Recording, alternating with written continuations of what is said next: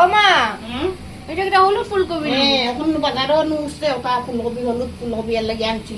আগে খাইছেন নি? আগে এটা কোনোদিন খাইছি না।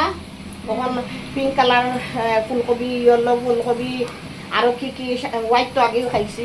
কি কি ফুলকপি বাইরেছে সেটা দাম দাম হইব মনে হয়। না না একই দাম হোক না দাম। তোমরা খাইতা আমি আনছি, তোমরা খাইও আমি আনছি।